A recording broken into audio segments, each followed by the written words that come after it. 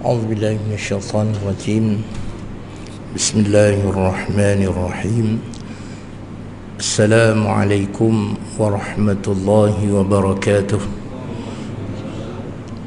Alhamdulillah wassalatu wassalamu ala Rasulillah wa ala alihi wa sahbihi wa man nasarahu wa walah. Subhanaka la ilma lana illa ma 'allamtana innaka antal alimul hakim wa la hawla wa la quwwata illa billahil aliyyil azim. Allahumma rabbi shrah li sadri wa yassir li amri wahlul 'uqdatam min lisani yafqahu qawli. Allahumma rzuqna al-fahma wal-ilma fahman nabiyyin wa hifzal mursalin warzuqna al-hikmata wal-aqla wa faqihna fid din wa 'allimna at-ta'wil. Allahumma rabbi yassir wa la tu'assir, rabbi yassir kulla asirin fa inna taysira kulli asirin alayka yasir. Rabbi tammim bil khair la sahla illa ma ja'altahu sahla wa anta taj'ala kulla huznin idza syi'ta sahla. Allahumma tammim lana nurana wa tammim lana bi kulli khair ya arhamar rahimin. Amin ya rabbal alamin. Amma ba'd. Muslimin dan muslimat sidang jemaah yang dirahmati lagi dikasihi Allah Subhanahu wa ta'ala. Pertama sekali kita merafakkan syukur dan puji kita ke hadrat Allah Subhanahu wa ta'ala.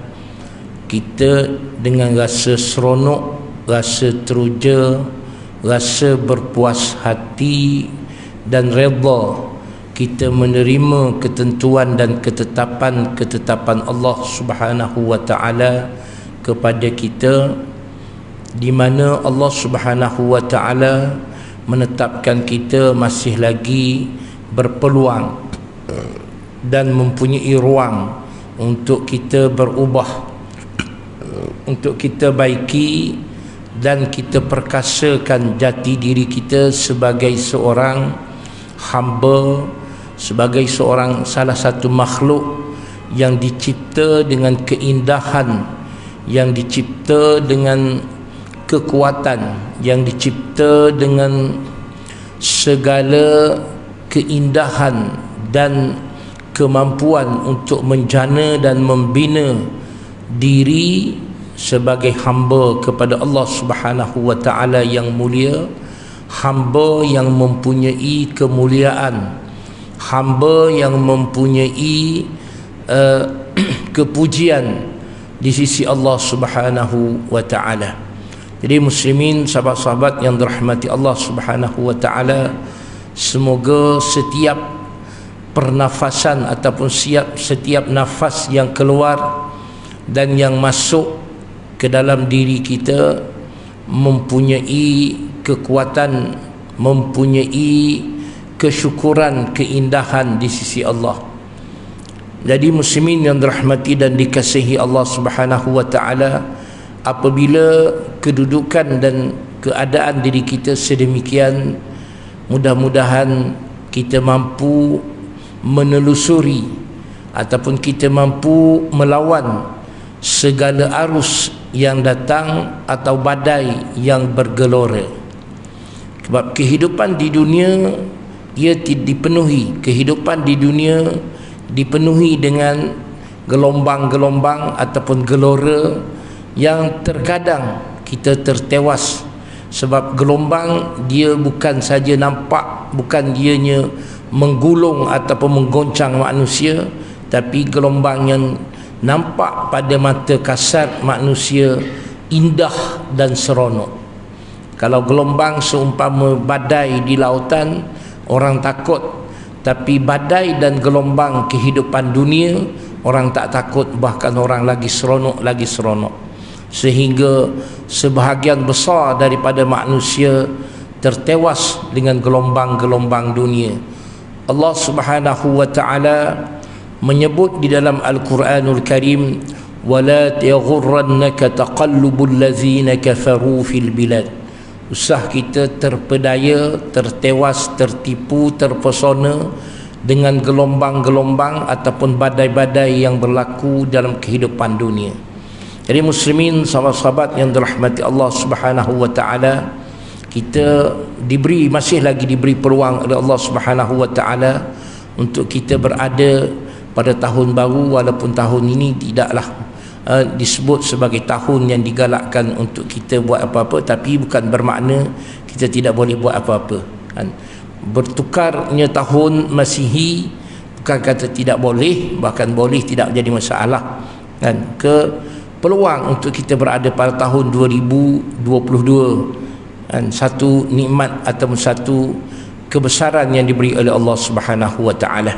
Semoga kita dapat mengambil manfaat dan kita dapat mengguna pakai peluang ruang yang ada pada perkara-perkara yang bawa kita lebih dekat kepada Allah Subhanahu wa ta'ala, insya-Allah. Jadi muslimin yang dirahmati dan kasih sekalian, insya-Allah malam ni sebagaimana biasa ataupun tahun-tahun sebelum ni kita bicara tentang ayat-ayat Allah Subhanahu wa ta'ala, tanda peringatan. Ayat sama ada ia merupakan tanda kebesaran Allah, ayat yang beri makna mungkin peringatan daripada Allah Subhanahu wa ta'ala, ayat yang memberi makna bagaimana Allah Subhanahu wa ta'ala mencerita dan menggambarkan kepada kita sama ada berkuasanya Allah, kemampuan Allah, kehendak Allah dan segala perkara yang berhubung dengan kebaikan-kebaikan untuk kebaikan kita manusia sebenarnya. Walaupun mungkin sebilangan daripada kita tidak mengendahkan ataupun tidak mengisahkan, tidak ambil tahu pun tentang ayat-ayat suci Al-Quranul Karim, mereka lebih seronok membaca buku-buku cerita, dongeng-dongeng ataupun perkara-perkara yang sebenarnya tidak memberi sesuatu kekuatan di dalam keimanan, di dalam ketauhidan, di dalam ketakwaan, dalam pengabdian, dalam kepatuhan kita kepada Allah Subhanahu wa ta'ala. InsyaAllah malam ni kita akan sambung bicara kita pada ayat yang ke-265, ayat yang ke-265 surah Al-Baqarah. Jadi sebagaimana biasa, saya suka mengajak tuan-tuan untuk kita sama-sama baca ayat ini sebagaimana yang Allah Subhanahu wa ta'ala sebut di dalam hadis kursi. Rasulullah sallallahu alaihi wasallam menyatakan bahawa Allah suka bila kita berada di masjid, di rumah-rumah Allah, kita berkumpul ramai-ramai, yatluna kitab Allah. Pertama, kita baca ayat-ayat Allah bersama-sama. Yang kedua, kita belajar yatadarasunahu bainahum. Yang kedua, bukan saja kita baca ayat-ayat suci Al-Quran itu bersama, bahkan kita belajar. Jadi oleh itu, marilah sama-sama kita mengambil peluang yang Allah Subhanahu Wa Taala sebut dalam hadis kursi. Dia suka, dan bila Allah suka, katanya Nabi, Allah sediakan kepada tuan-tuan yang baca Quran bersama-sama dalam masjid ni, dia kata satu pentas di dalam syurga di mana yatakhabbatuhumul anbiya. Pentas yang tuan-tuan duduk, orang yang duduk dalam Quran dalam masjid baca Quran ramai-ramai ini, Allah letak mereka di atas pentas, dan semasa mereka diberi pentas atau berada di atas pentas, para nabi, orang-orang yang baik dekat dengan Allah, yatakhabbat, maknanya mereka cemburu, mereka rasa iri hati kerana tuan-tuan yang baca Quran boleh duduk atas tu. Nabi-nabi yang dahulu sebahagian mereka berada di bawah tempat biasa je tuan-tuan. Oleh itu tak usahlah tuan-tuan rasa nak ambil Quran sekejap malah tuan-tuan, sebab saya tahu tuan-tuan tak hafal Quran. Kalau saya baca tuan-tuan boleh ikut, tak boleh ikut, baca separuh satu patah boleh. Rugi kita duduk kat sini, kita tak ambil peluang baik. Kenapa kita tak ambil peluang baik? Peluang yang Nabi sebut. Apa guna kalau kita kata kita adakan tazkirah tapi kita tidak mengambil pengajaran daripada tazkirah itu? Bukan bermakna saya nak suruh tuan-tuan bersama dengan saya. Cuma pada malam ni sebulan sekali saya datang, diberi peluang oleh jawatan kuasa masjid surau tuan-tuan untuk saya cerita. Dan sebelum saya cerita tentang ayat, saya lebih suka lebih seronok kita baca, sebab Nabi sebut demikian tuan-tuan. Kalau Nabi tak sebut, saya pun tak suka tuan-tuan. Jadi tuan-tuan kalau tak suka benda yang Nabi sebut, kita nak suka apa lagi tuan-tuan? Kan? Susahlah kita. Okey. Jadi insya-Allah kita akan baca ayat 265 untuk kita sama-sama. Lepas ni kita tengok apa yang Allah sebut kat kita dalam ayat tersebut. Jadi sama-sama kita baca. A'udzu billahi minasy syaithanir rajim.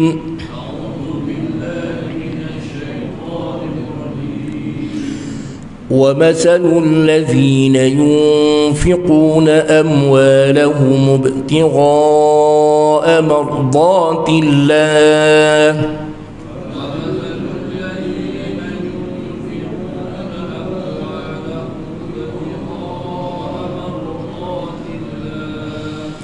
وتثبيتا من أنفسهم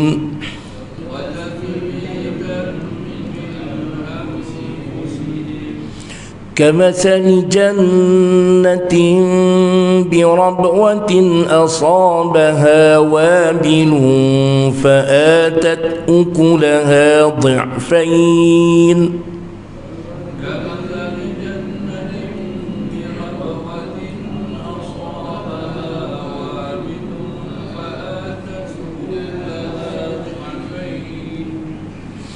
فإن لم يصبها وابل فطل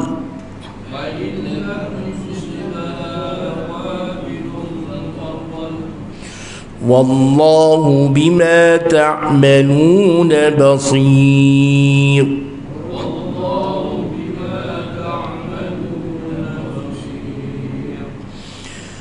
أيود أحدكم أن تكون له جنة من أعناب من نخيل وأعناب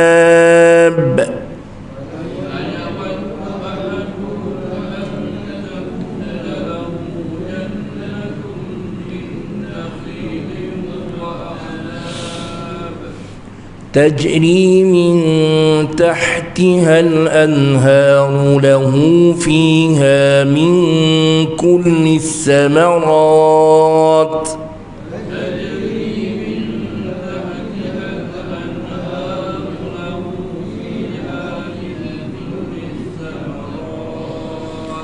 وأصابه الكبر وله ذرية ضعفاء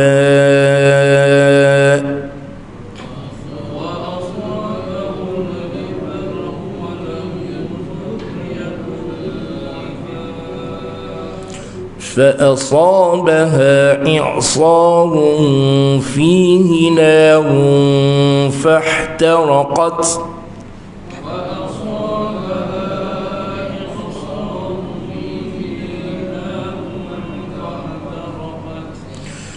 كذلك يبين الله لكم الآيات لعلكم تتفكرون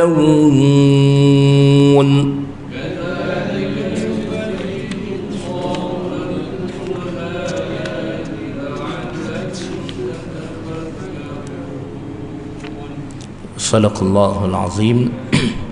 Baik tuan-tuan dan puan-puan, sahabat-sahabat yang dirahmati Allah Subhanahu wa taala, dua ayat yang kita cuba baca atau kita baca tadi, insya-Allah kita akan cuba untuk melihat apa yang diberi ataupun yang dipesan oleh Allah Subhanahu wa taala kepada kita.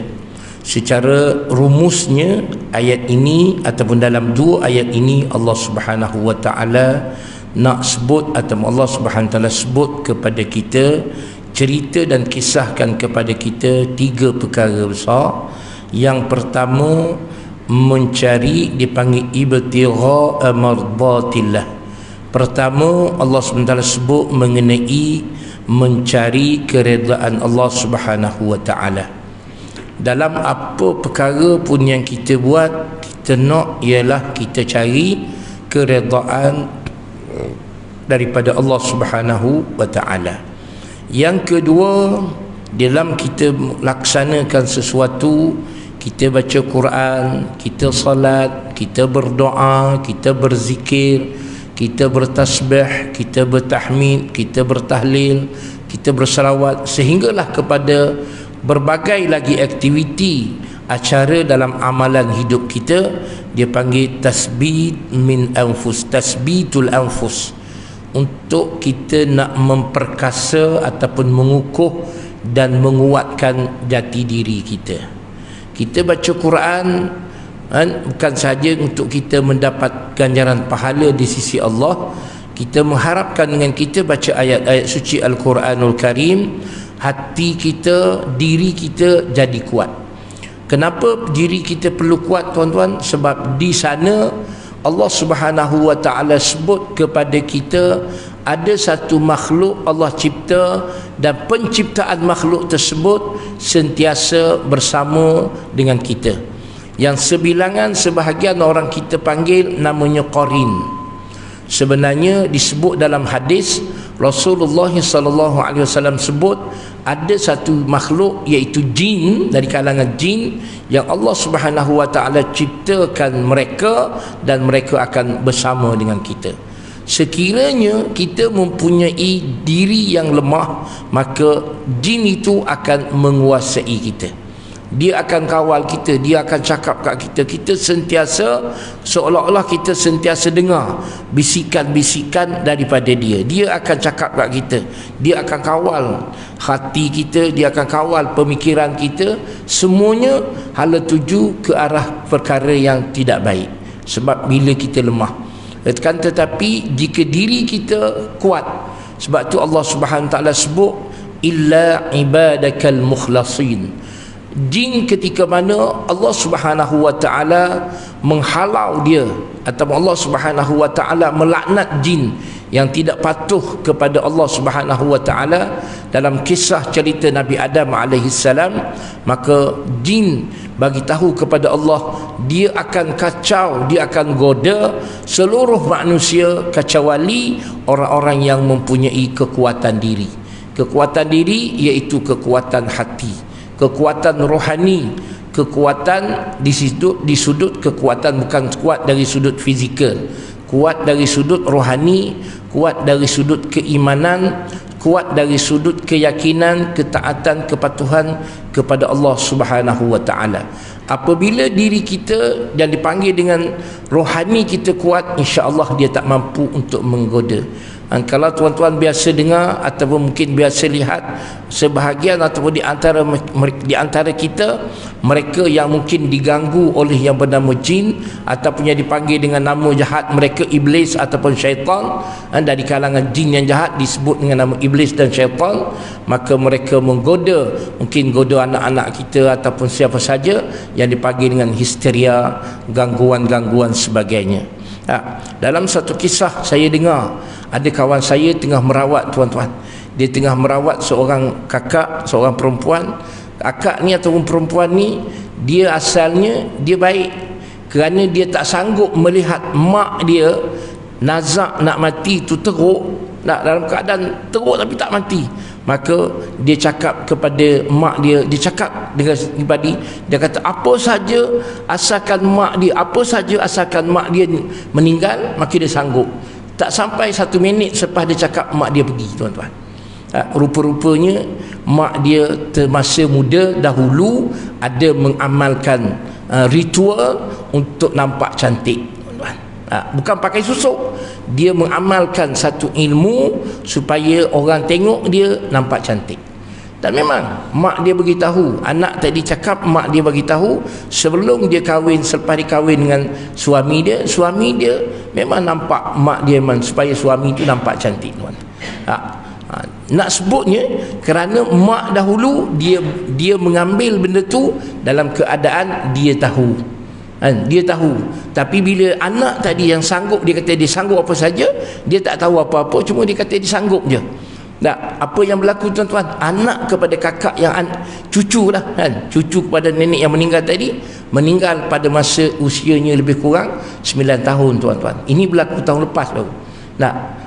Salah satu sebuah negeri di negara kita di Malaysia, saya tak nak sebutlah negeri mana-mana, Jadi bila dalam keadaan begitu, semasa kawan saya merawat kakak ni, jin tu cakap, dia kata, dulu anak kamu yang berumur sekian tu meninggal, aku makan dia.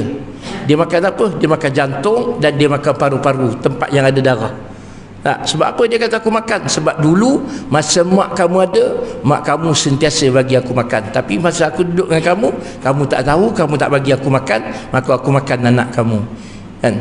Ini nak sebutnya kenapa, tuan-tuan? Kerana tak tahu apa-apa. Kerana nak pada suatu perkara, maka berlaku suatu perkara yang agak besar. Sebab tu kadang-kadang, tuan-tuan dan rahmati Allah Subhanahu wa taala, penyakit kanser ada sebahagian, bukan semua, sebahagian daripada orang yang sakit kanser sebenarnya bukan kanser, tapi kerana hati ataupun paru-paru mereka diganggu oleh yang bernama jin itu. Dia makan tempat tu, tuan-tuan. Jin, makanan dia jin kafir, dia makan darah, tuan-tuan. Tapi kalau jin yang beragama Islam, dia tak makan darah, dia makan benda yang suci, dia makan benda yang baik-baik macam kita juga. Dia tak makan benda kotor. Sebab tu di rumah kita, orang tua-tua dahulu dia larang kalau di dapur kita pada waktu malam kita biarkan pinggang mangkuk, benda-benda yang kotor di dalam sinki di dapur. Sebab bila kita biarkan kotoran dalam rumah kita pada waktu malam, jin-jin akan datang, dia akan makan sisa-sisa makanan yang kita tinggalkan itu, tuan-tuan. Sebab tu kadang-kadang rumah kita masak nasi tak sampai separuh hari dah basi. Ini antara ada gangguan di rumah, ada jin yang kacau, tuan-tuan. Sebab tu orang tua-tua masa dahulu dia ajar nak masak nasi, tengah basuh beras, kita baca selawat supaya tidak diganggu oleh jin, tuan-tuan. Ini amalan ritual untuk kukuh rohani sebenarnya. Jadi nak sebut tadi dalam cerita ayat kita nanti, Allah Subhanahu wa taala nak sebut kepada kita tasbitul anfus. Bagaimana cara ayat ini cerita tentang keperluan kita kepada pengukuhan rohani. Dia nak kukuh rohani itu kena juga ada perkara, tuan-tuan. Mungkin kita rasa kita tak ada apa-apa. Sebenarnya sebab apa? Gangguan jin pada manusia. Dia jin ini di mana Nabi sebut? Rasulullah sallallahu alaihi wasallam sebut jin berada pada tubuh kita melalui pengaliran darah. Dia mengalir dalam darah kita yang mengalir, jin duduk kat situ, tuan-tuan. Jadi bila dia duduk kat situ tu, dia kacau darah kita. Dia sekat segala gula-gula, dia supaya dalam badan kita ni banyak gula tak keluar, macam-macam gangguan dan bentuk gangguan tu, tuan-tuan. Baik, sebab itu kita diajarkan dengan ketika kita nak makan, kita disuruh baca nama Allah, sebut nama Allah, bismillah. Kalau boleh, tuan-tuan, baca bismillah. Orang kata guru-guru saya baca bismillah 5, tuan-tuan. Nak makan nasi, nak minum air, kalau boleh satu gelas air tu kita teguk 5 kali. Dengan setiap kali kita sebut bismillah yang 5 tu. Bismillahirrahmanirrahim, Bismillahirrahsyafi, Bismillahilkafi, Bismillahilmuafi, atau dibaca dengan ma'afi, dua-dua boleh. Bismillahilmuafi dan Bismillahilladzi la yadhurru ma'asmihi syai'un fil ard wa la fis sama'i wa huwas samiul alim. Okey, jadi setiap bismillah tadi satu teguk. Bismillahirrahmanirrahim teguk. Lepas tu Bismillahirrahsyafi teguk. Bismillahilkafi teguk. Bismillahilmuafi teguk. Bismillahilladzi la yadhurru ma'asmihi syai'un fil ard wa la fis sama'i wa huwas samiul alim, kita teguk. Bukan kita masuk air, ambil gelas, teguk bismillah, gugur habis satu. Boleh tuan-tuan, tapi di situ tidak digalakkan. Baiklah tuan-tuan yang dirahmati dan dikasihi Allah Subhanahu wa taala. Balik pada cerita ayat yang kita baca tadi. Allah Subhanahu wa taala sebut perkara yang kedua, nak sebutnya ialah tasbitul anfus. Bagaimana dalam ritual kita orang beriman ini, dalam keyakinan kepatuhan kita, perlu ada amalan, perlu ada zikir, perlu ada selawat untuk memantap dan mengukuhkan rohani. Bila rohani ini kukuh, maka syaitan ataupun jin yang orang kita panggil korin tadi, dia tidak mampu untuk mengacau kita, bahkan insya-Allah dia akan ikut kita. Sebagaimana Rasulullah sallallahu alaihi wasallam kata, bila sahabat tanya, sehingga kamu ya Rasulullah, Rasulullah kata, ya, pada diri Rasulullah sendiri ada jin yang dia ikut, tetapi kerana kekuatan rohani yang dimiliki oleh Rasulullah sallallahu alaihi wasallam, maka jin yang ikut Rasulullah, yang ada pada badan Rasulullah, korin yang kita panggil pada Rasulullah SAW, dia tidak mampu kacau. Bahkan kata Rasulullah, dia telah Islam bersama dengan aku. Maknanya dia serah diri kepada Rasulullah SAW. Baik, itu perkara yang ketiga. Dan perkara yang kedua, perkara yang ketiga yang dia nak sebut dalam ayat kita baca, dua ayat yang kita baca tadi, mengenai al-mura'i wal mannan wa halakihim, menceritakan tentang bagaimana kedudukan mereka yang suka menunjuk ataupun nak suruh orang tengok, nak buat sesuatu nak tunjuk orang, nak suruh orang tengok. Dan yang kedua, manan, bila dia buat sesuatu dia suka cerita. Lepas dia buat sesuatu dia cerita ke orang. Dia cerita semalam dia buat macam ni, semalam dia buat baik ini, hari ni dia buat baik tu. Dia suka cerita kepada orang, tu dipanggil al-manan, suka cerita dengan orang. Ada orang macam tu. Ada orang tak. Ini sebab itulah Rasulullah sallallahu alaihi wasallam sebut, bila kita buat sesuatu, jangan kalau boleh tak payah cerita pada sesiapa, biar orang tak tahu, tak apa. Sama sebagaimana satu kisah di zaman silam, ada seorang dikatakan dia sebagai seorang waliullah. Dia seorang waliullah, kan tetapi hidup dia, orang masyarakat kampung dia tak suka dengan dia. Dia wali, dia orang kaya. Oleh kerana kekayaan dia milik, orang kampung dia tak suka dia kerana dia kaya, tuan-tuan. Tapi orang tak tahu kekayaan ini sebenarnya yang orang kampung duk nikmati beberapa lama, tapi kerana orang tak tahu je. Diceritanya dalam sebuah kampung itu, contoh kalau kita kata di section kita, di sekitar Karyah Masjid An-Nur ini ada seorang kaya, dan di situ ada seorang penjual roti. Dia buat roti, hari-hari dia jual roti, dan dia buat roti ni hari-hari dia bagi. Bila ada orang datang membeli ataupun dia jual, dia akan bagi satu lebih sumbangan ataupun sedekah. Jadi bila duk sedekah macam tu, orang seronoklah beli. Nak beli satu dapat satu, beli satu dapat satu, percuma satu. Sebenarnya yang percuma itu ditaja oleh si kaya tadi tanpa seorang pun tahu. Orang duk keji dia, duk caci dia. Kaya kedekut dan macam-macam lah. Ketika mana beliau meninggal, tak ada orang kampung tak pergi ziarah dia, tuan-tuan. Marah punya pasal.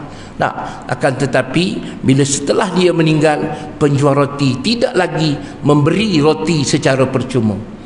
Bila biasalah bila tak ada percuma, orang kampung tanya, mana sebelum ni kau makan main baik lagi, beli satu dapat satu, beli satu dapat dua, macam-macam percuma. Dia kata sebenarnya tuan-tuan tak tahu, yang menaja percuma itu ialah tuan-tuan duk caci sebelumnya orang kaya. Semua terkejut. Nak sebutnya bagaimana dia buat baik, tetapi orang tak tahu, bahkan orang caci dia, mengatakan bahawa dia orang yang kedekut dan sebagainya. Bila dia tak ada, baru orang tahu sebenarnya dialah yang duk tampung orang kampung dengan free, makan benda free. Gitu. Jadi kita sekarang ni nak sebutnya, ada sebahagian masyarakat kita suka macam tu. Bila dia buat benda baik, dia duduk cerita ke orang. Tapi dalam agama kita menceritakan bahawa dua jenis ini, satu suka tunjuk. Bila dia buat seorang, dia nak orang tengok, nak masuk surat khabar, nak masuk ini, ambil gambar, nak seronok, dia rasa macam tu. Yang satu jenis lagi, bila dia buat sesuatu perkara, dia suka cerita, masuk surat khabar tulis, ataupun orang tunjuk, orang begini. Berbagai-bagailah kisah manusia ni, tuan-tuan. Dan ayat kita cerita wahalakuhum, bagaimana kerosakan dan kebinasaan sebenarnya dua sifat manusia itu.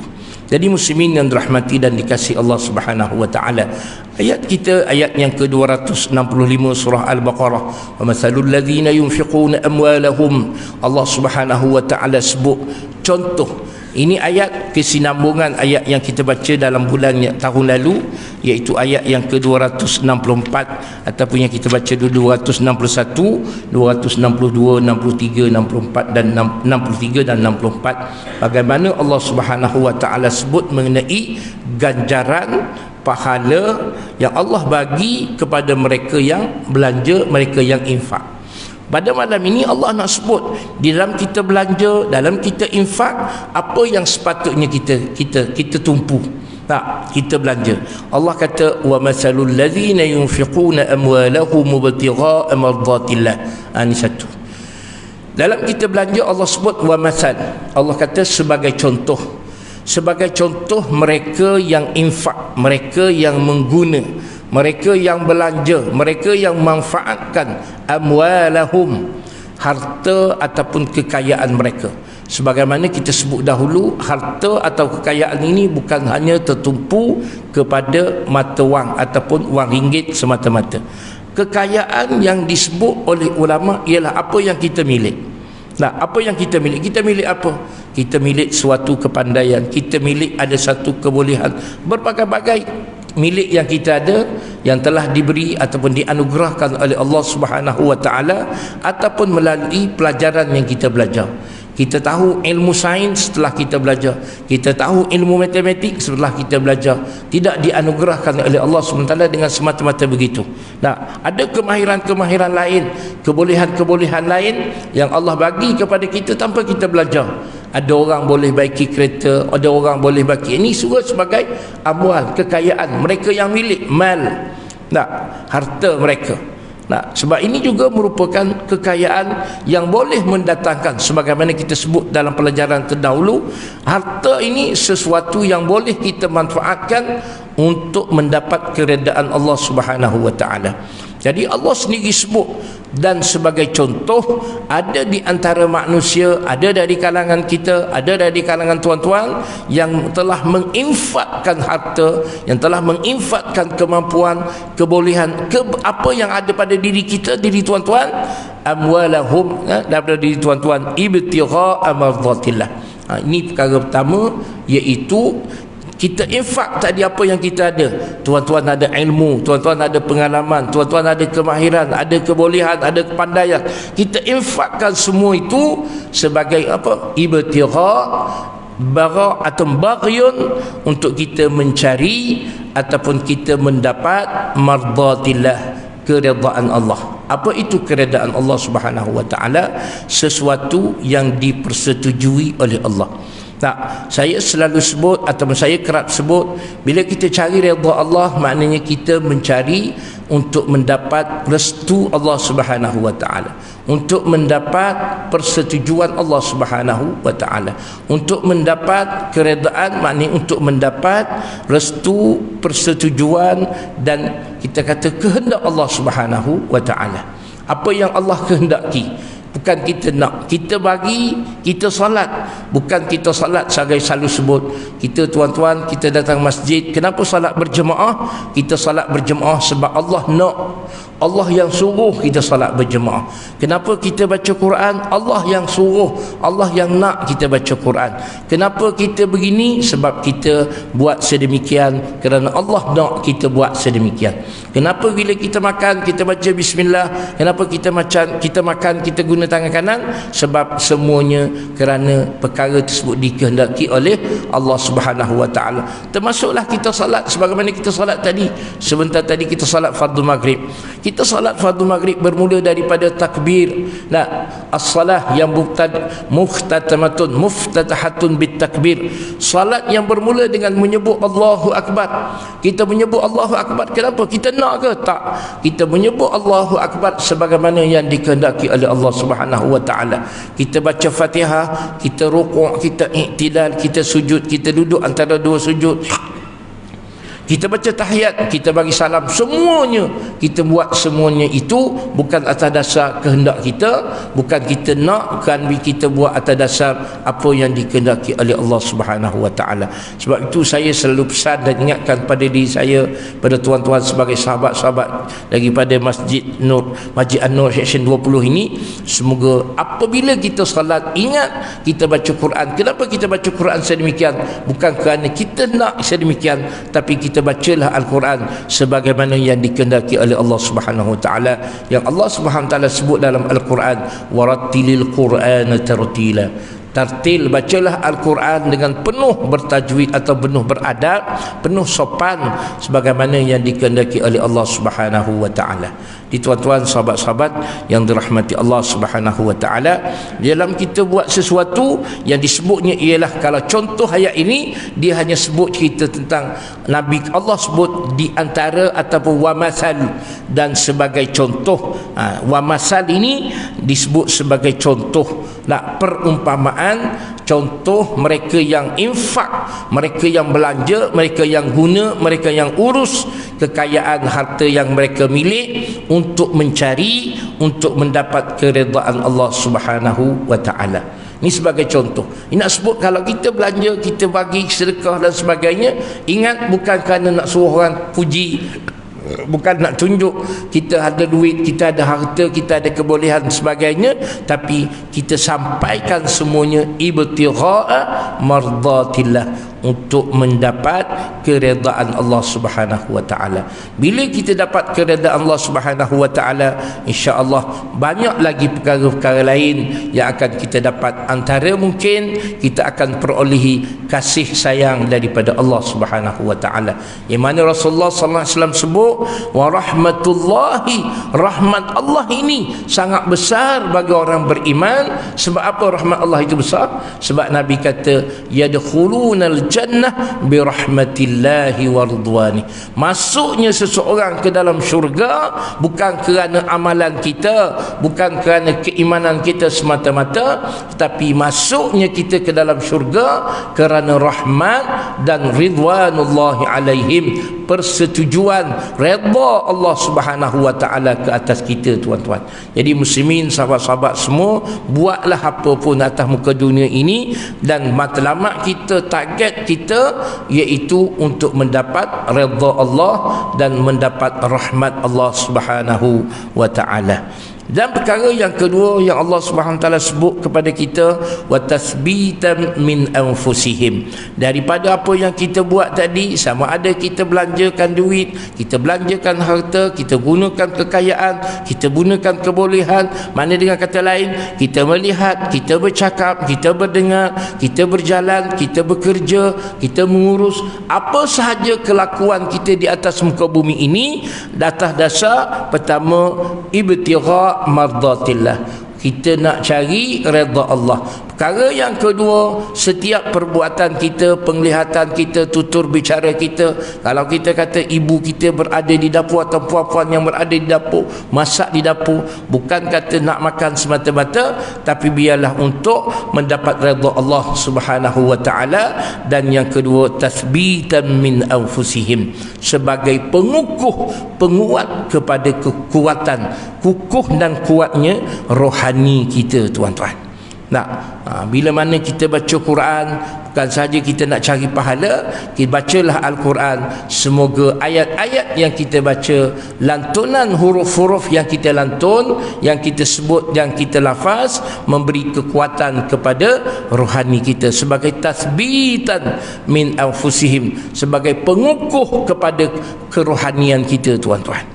Itu kena baca, ni ada niat, tapi jangan niat benda karut, tuan-tuan. Ayat Quran ni kita kata kita baca ayat Quran, ya, kalaupun tuan-tuan baca ayat Quran, seandainya atau sekiranya tuan-tuan niat suatu perkara yang tidak baik, dia juga boleh jadi, tuan-tuan.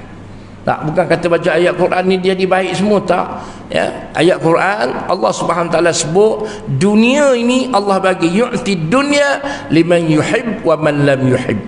Allah bagi dunia dan keduniaan kepada semua manusia, sama ada orang itu Allah suka ataupun Allah tidak suka. Orang yang Allah sayang ataupun orang tidak sayang, orang yang beriman ataupun orang yang kufur, semua Allah bagi dunia, tuan-tuan. Jadi benda dunia, jangan ingat bila kita baca Quran dengan niat perkara yang tidak baik, dia jadi baik, tak, tuan-tuan. Bila niat tak baik, dia jadi tak baik, tuan-tuan, walaupun kita baca ayat Quran. Jangan. Baik. Di antara perkara besar ketika mana kita baca ataupun kita buat sesuatu amalan, dia kata ialah tasbitan min anfusihim, sebagai mengukuhkan diri. Kita nak kuatkan diri kita, rohani kita. Dia kata tasbitan min anfusihim, iaitu tahqiqan lis-sawab atau tasdiqan wa yaqinan bi thawabil infaq min indi anfusihim, ay mubtada min anfusihim atau tamkinu anfusihim fi martabatil iman wal ihsan, بخلاف المنافقين المترددين في إيمانهم لا يرجون الثواب ولا تثبيت أنفسهم. وقال ابن كثير رحمه الله تعالى وهم متحققون ومتثبتون أن الله سيجزيهم على ذلك أوفر الجزاء. ونظير هذا الحديث المتفق على صحته من صام رمضان إيمانا واحتسابا.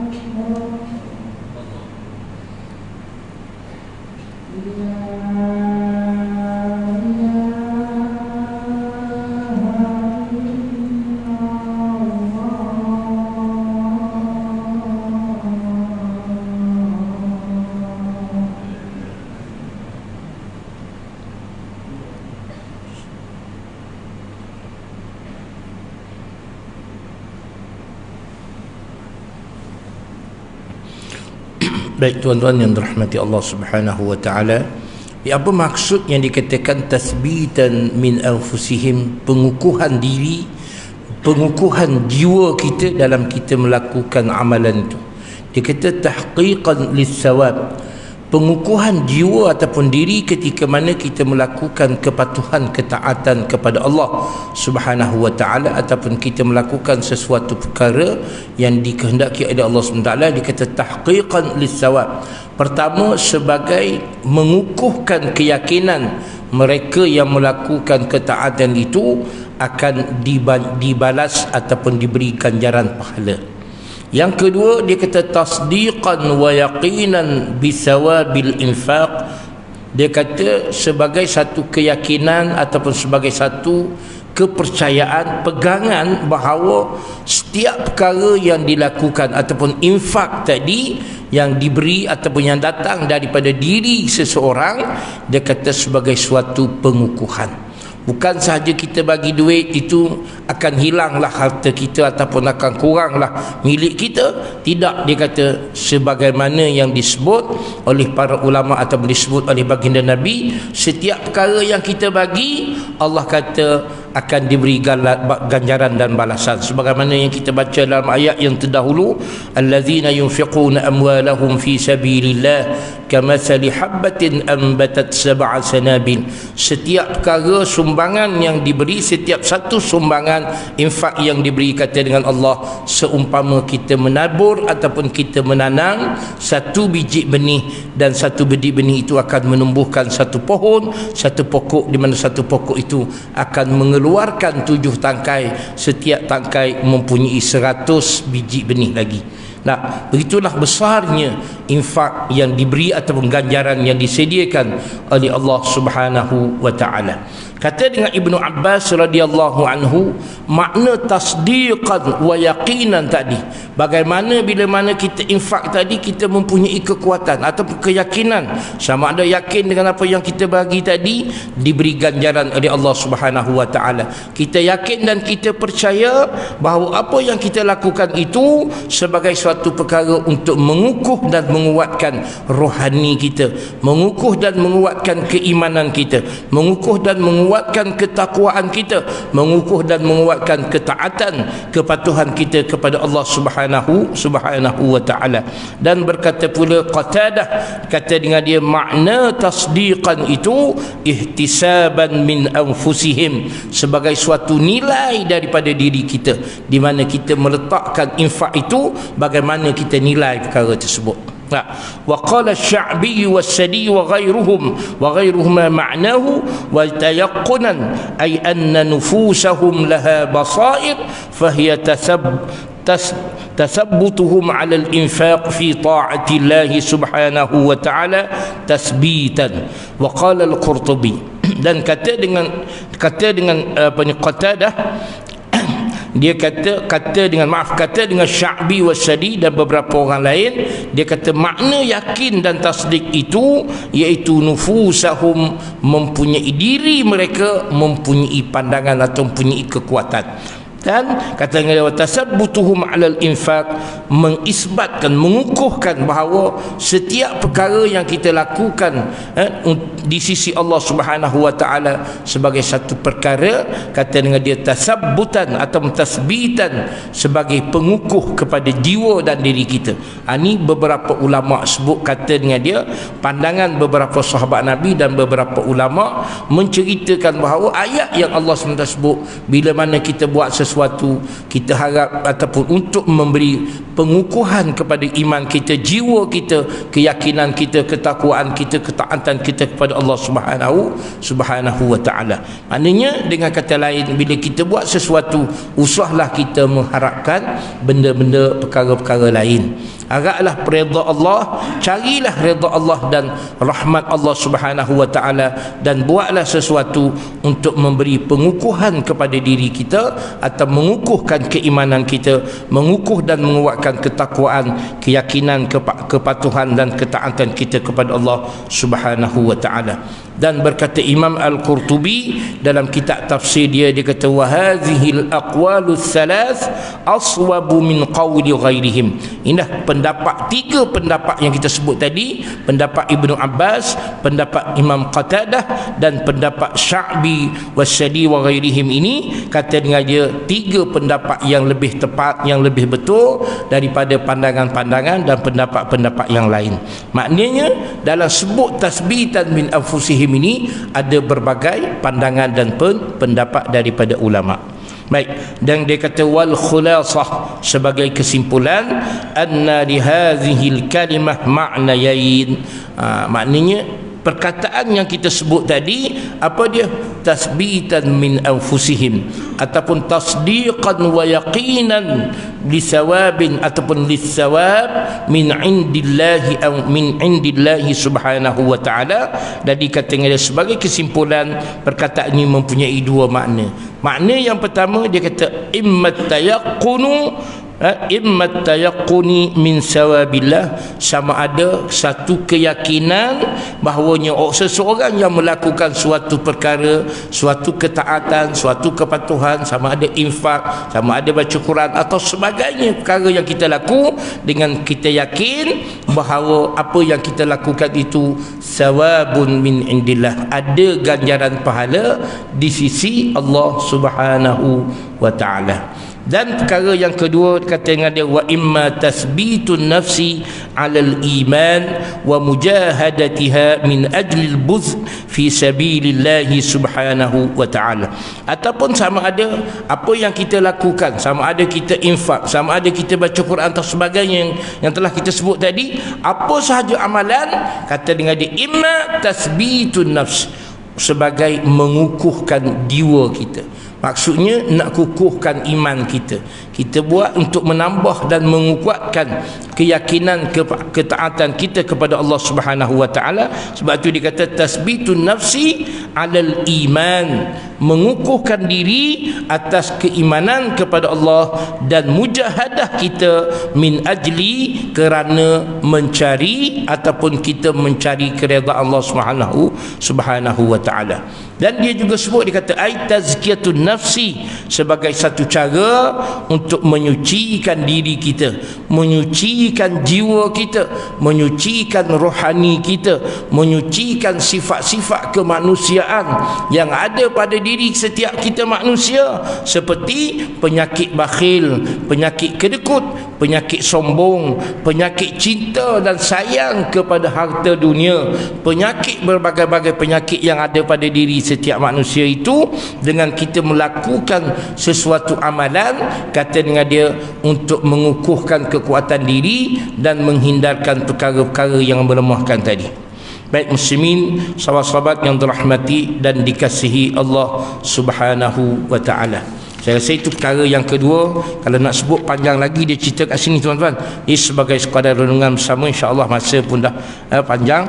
Dan perkara yang ketiga kita sebut tadi, dalam kita belanja, dalam kita melakukan suatu perkara, perkara yang ketiga yang kita dituntut atau kita disuruh carinya ialah supaya kita mengelak, kita menjauh ataupun kita benteng diri kita daripada sifat-sifat perkara-perkara yang tidak elok, sebagaimana yang disebut tadi. Dia katanya ialah al-murai, sikap menunjuk, nak tunjuk orang, nak suruh orang tengok. Dan sifat yang kedua al-manan, sikap suka cerita, suka bagi tahu orang.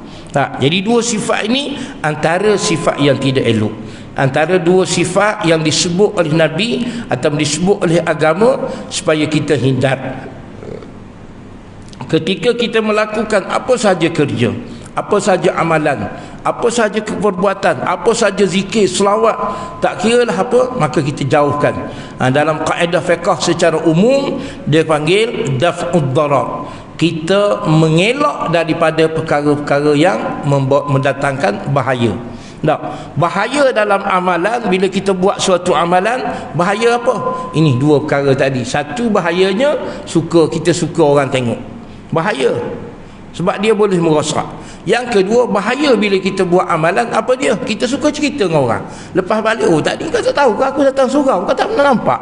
Kadang-kadang kita cerita tu nak pergi dia atau sebenarnya kita cerita tu nak ada sifat lain. Itu antara perkara yang tidak sepatutnya kita cerita. Nak sebut benda lain, sebut jangan cerita, oh tadi kau tak tahu aku tadi masjid kebetulan tak ada imam, aku jadi imam. Cerita orang. Tak payah cerita apa-apa. Kalau boleh diam itu. Itu dipanggil daf'ud darar. Walaupun kaedah asal nak sebut daf'ud darar ni, kita mengelak benda bahaya. Apa sahaja benda bahaya disebut dalam hukum fiqh kata wajibun. Kita mengelak perkara bahaya, perkara sama ada bahaya itu dari sudut kesihatan, bahaya itu dari sudut akidah, bahaya itu dari sudut makanan, bahaya itu dari sudut apa. Setiap perkara bahaya wajib, kata ulama, wajib kita hindar. Samalah kaedahnya sebagaimana sekarang ni dalam musim pandemik ini, wajib ataupun tidak kita mengelak bahaya COVID-19 ni, tuan-tuan. Wajib, tuan-tuan. Bagi kaedah mereka kata daf'ud darari muqaddamun ala jalbil manafi' atau jalbin naf'i. Kita mengelak perkara yang bahaya lebih baik, lebih utama, lebih besar daripada kita buat benda taat, benda baik. Jadi ulama sebut antara benda bahaya dari sudut akidah apa dia? Benda bahaya dari sudut akidah ialah ketika mana manusia syirik kepada Allah Subhanahu wa taala. Syirik bahaya sehingga Allah Subhanahu wa taala kata dia ampun semua dosa. Semua dosa. Innallaha yaghfirudz dzunuba jami'a illa an yushraka bih. Allah ampun semua dosa kecuali dosa mereka yang syirik kepada Allah Subhanahu wa taala. Baik, muslimin yang dirahmati dan dikasihi Allah Subhanahu wa taala. Di antara perkara yang perlu kita tahu ketika mana kita buat amal, bahawa apa yang boleh mendatangkan kerosakan, boleh membawa kepada kerosakan ataupun tidak diterima amalan kita di sisi Allah Subhanahu wa taala, maka kita wajib hindari dia. Daf'u perkara yang darar, perkara yang boleh merosakkan amalan. Kita mengelak perkara yang boleh merosak dan menjejaskan keimanan. Kita mengelak perkara yang boleh merosak dan menjejaskan kesihatan, perkara yang boleh merosak dan menjejaskan ilmu pengetahuan kita, perkara yang boleh merosakkan akal. Minuman mabuk, maka kita hindar. Kita tak minum, bukan kata duduk dekat, minum jauh, beli tidak, semua perkara tidak. Begitulah dalam segala urusan dia panggil daf'ud darar. Kita mengelak perkara-perkara yang boleh memudaratkan, berbahaya, itu wajibun. Jadi muslimin, sahabat-sahabat yang dirahmati Allah Subhanahu wa taala, kerana masa kita dah agak panjang, dah sekat pukul 9, saya rasa mungkin itulah yang dapat kita sebut kepada tuan-tuan. Kita kongsi bersama pada kali ini. Insya-Allah ada masa dan ketika kita akan bersama lagi pada kali yang akan datang. Walaupun dalam ayat tadi Allah Subhanahu wa taala cerita kepada kita bagaimana Allah sebut orang yang infak ni kerana nak tunjuk ke orang, kerana manan, dua sebab tadi Allah sebut ada sebagaimana ada seorang orang yang tu yang sudah berumur, dia sudah tua, dia mempunyai kebun, dia ada taman, ada kebun yang besar, dan dia ada cucu-cucu, anak-anak yang perlu kepada kebun, tapi oleh kerana kebun dia telah disambar, asabahu wabilun, Allah SWT sebut kebun dia telah disambar oleh api, datang ribut, i'sarun fihi fa asabaha i'sarun fihi narun fahtaraqat, kerana ditimpa ataupun telah ditimpa, telah berlaku apa ni, i'sar, itu ribut, angin yang kuat, angin yang kencang, dan narun, dan juga api, sehingga terbakar kebun-kebun dia. Maka begitulah perumpamaan Allah sebut bahawa orang yang buat amalan kerana nak tunjuk orang, nak suruh orang tengok, dan buat amalan lepas tu duduk cerita, seumpama dia ada kebun, anak cucu duduk tunggu harap datuk dia, ayah dia meninggal, kebun dia tu dia dapat. Tapi bila dia meninggal, kebun itu ditimpa oleh ribut bencana alam, sehinggalah tak ada apa-apa.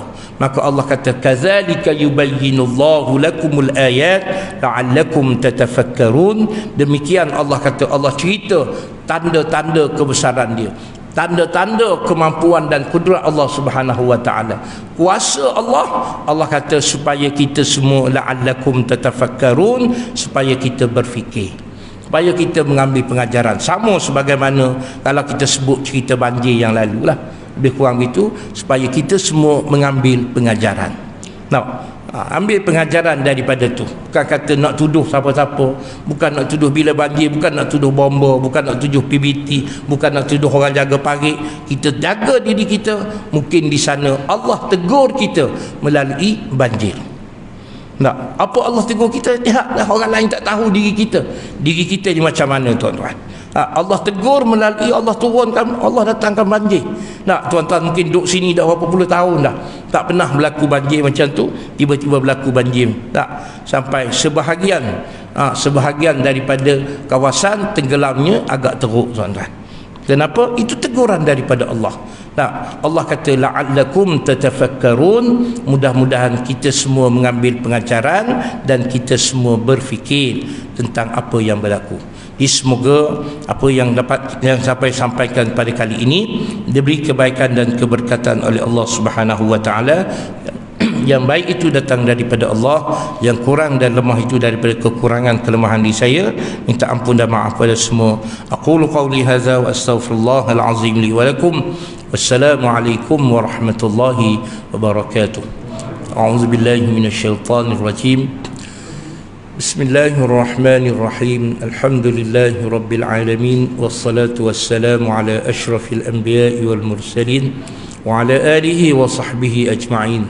Ya Rahman ya Rahim ya Zal Jalali wal Ikram, innaka ala kulli syai'in qadir bil ijabati jadir.